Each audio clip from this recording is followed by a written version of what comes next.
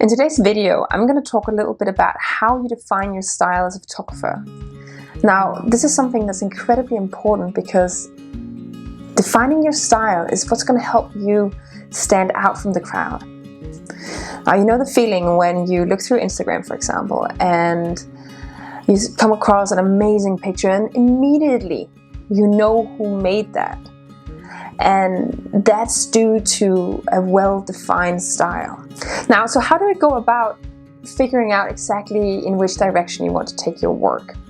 There's a bunch of different things, but in today's video, I'm going to go over how I've done it. I'm going to show you some of my old work.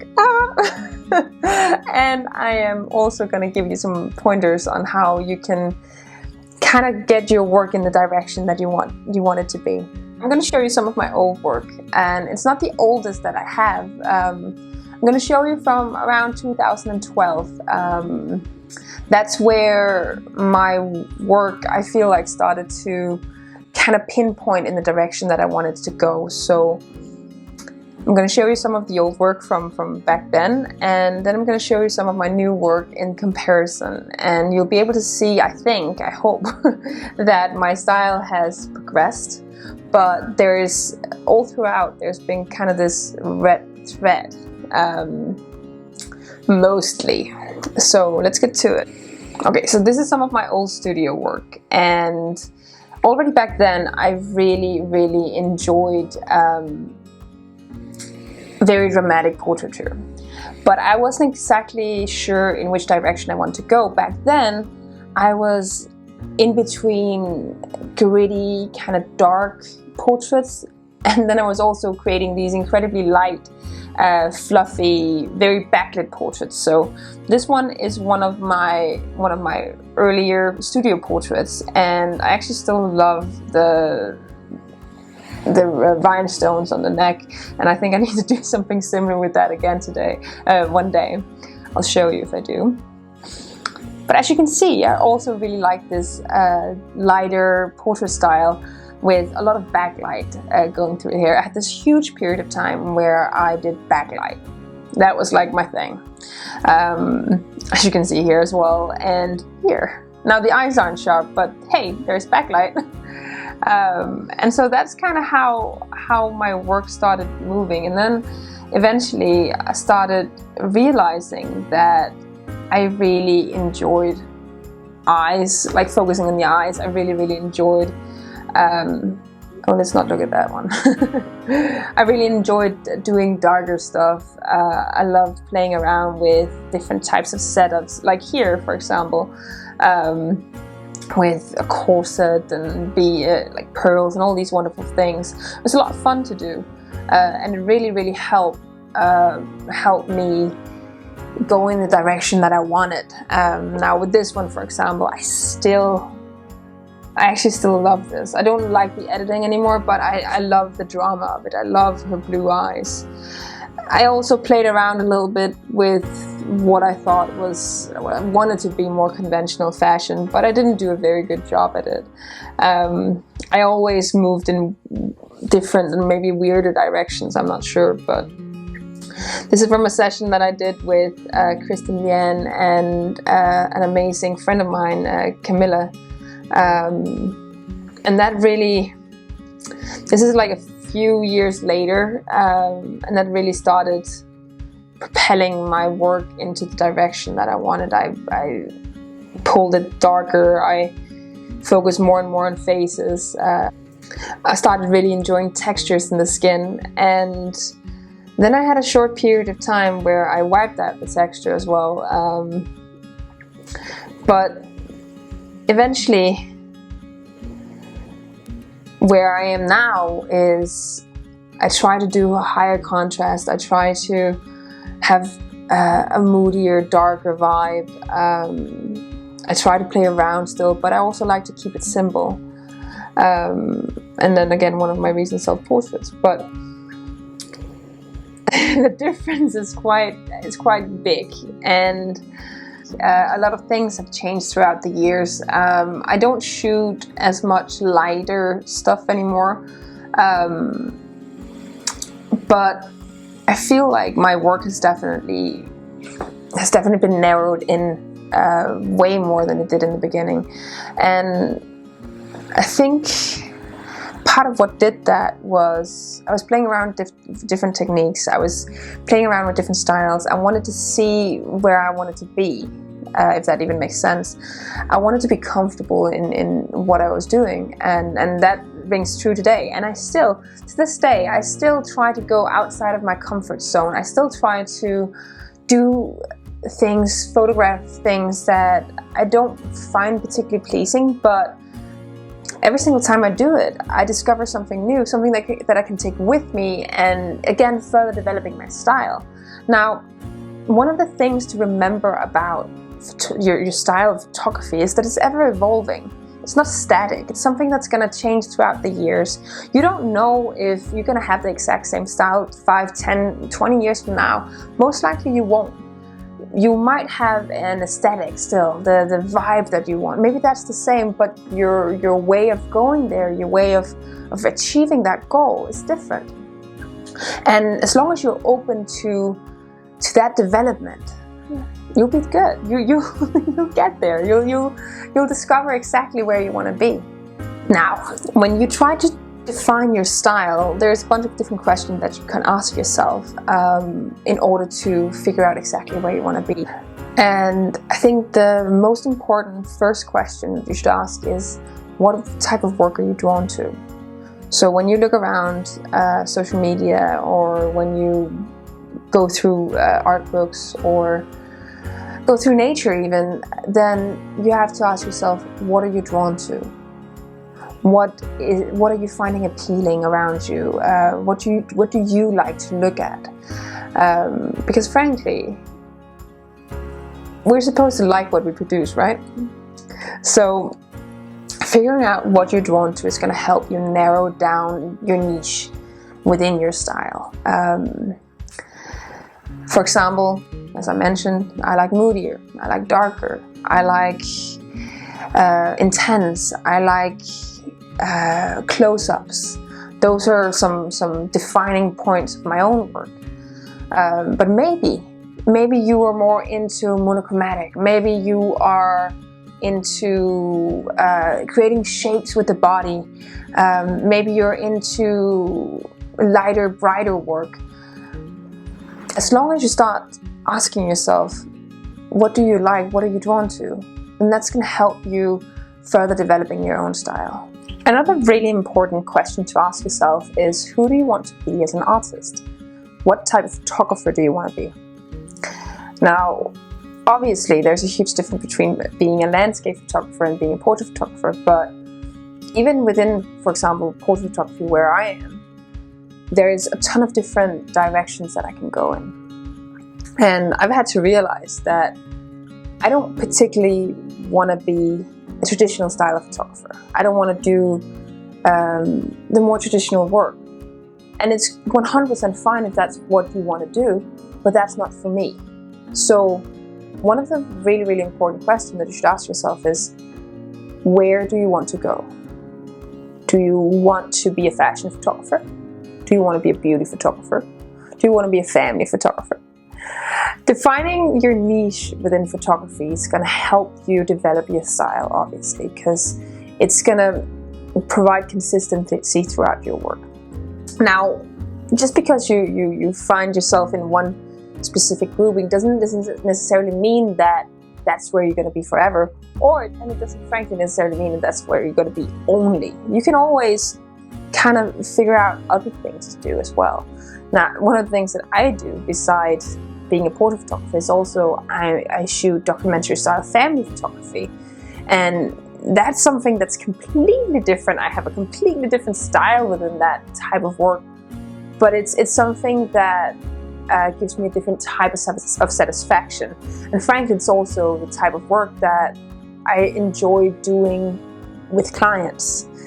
Whereas my other portrait work is something that isn't that high in demand among regular people. So I have to figure out exactly how to find a balance between those two groupings and two niches within my work. And that can sometimes be really difficult. So ask yourself, What type of work do you want to be doing? And who do you want to be as an artist? Now this one is fairly obvious, but really important. You need to practice. Get out there with your camera as much as you can and just photograph different things. Frankly, if it means photographing the same type of flower for 30 days, then that's what you do. Because that's going to help you figure out what you can change about your image from time to time. I like to go out and photograph things around me, even though it's not something that I might put out there. It's not something that I'm going to share necessarily, and it's not something that's defining for me as a photographer, but it helps me see things differently. Right now I don't have access to models or clients for that matter, and therefore I have to practice on my own. I have to practice with what I have around me. So that can be animals, it can be landscape, it can be flowers, it can be my husband. But I still, even though I am in very low production mode, I still try to practice every day to some extent. And this is going to develop your eye, it's going to develop how you see things. For example, I went out the other day and I photographed the road.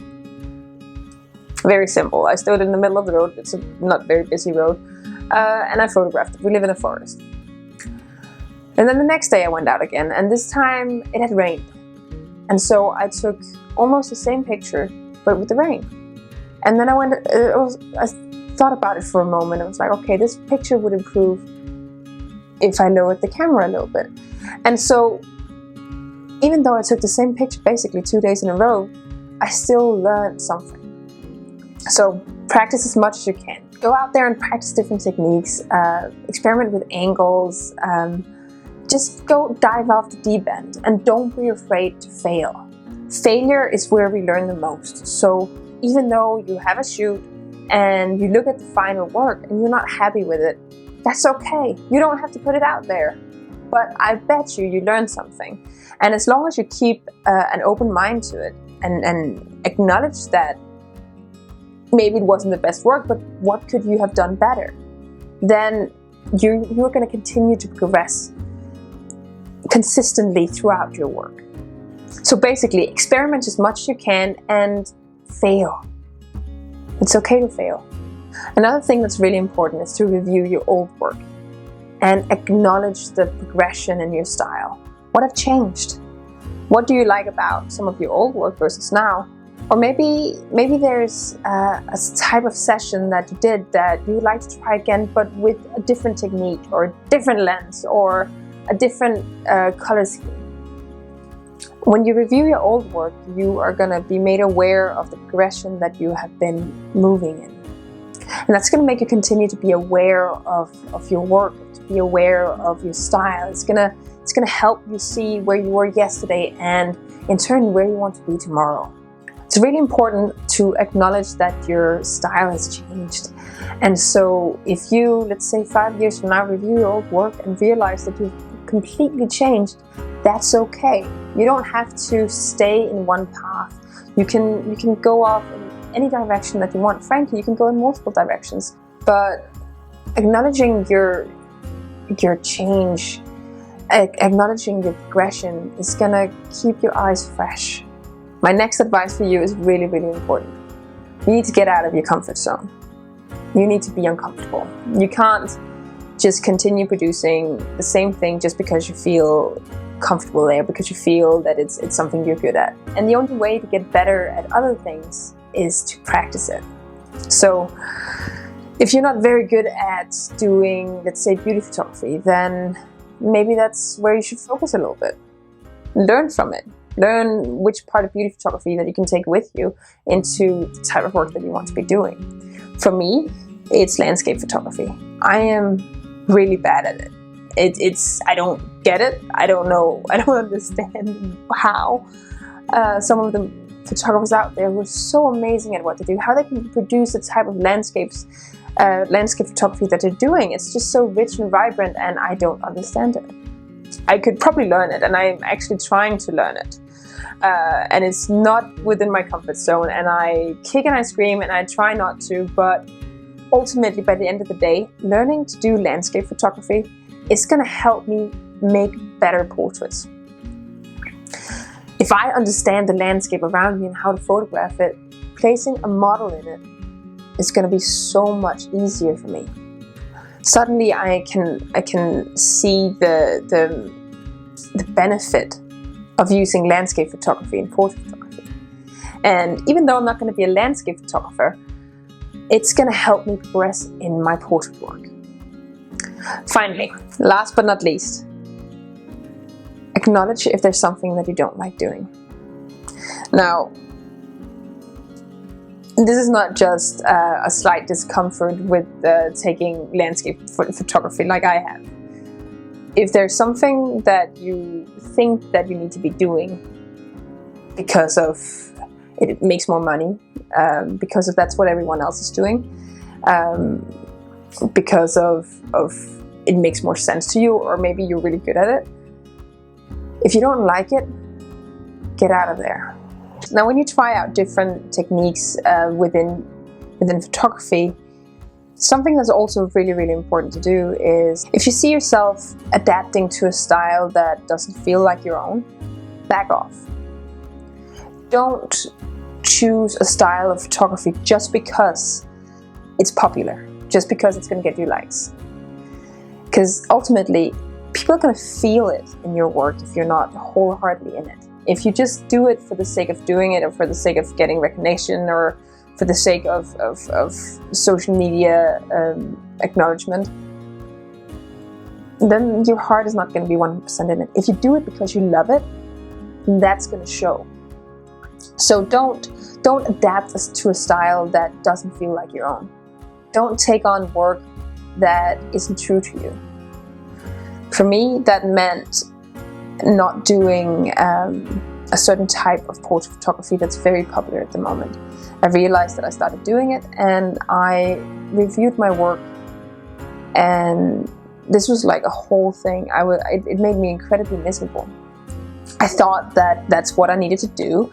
I thought that that was going to help me gain more clients. It was going to help me progress. But ultimately what I realized was that it just made me a worse photographer. And other photographers out there is doing this amazingly, and it feels so much like their own, but my heart wasn't in it, and you could see that in the portraits that I created. And ultimately I ended up having a year or two's worth of photography that I don't show that much because I'm not that proud of it, because it wasn't me.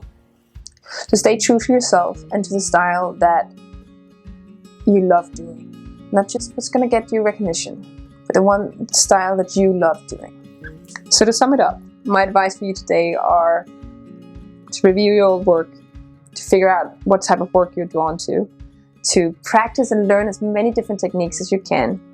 Be aware in your work whether there's something that you really enjoy doing or something that you really, really dislike doing, and figure out why you dislike doing it. Is it just because it caused you a slight discomfort because you're not good at it? Or does it make you miserable?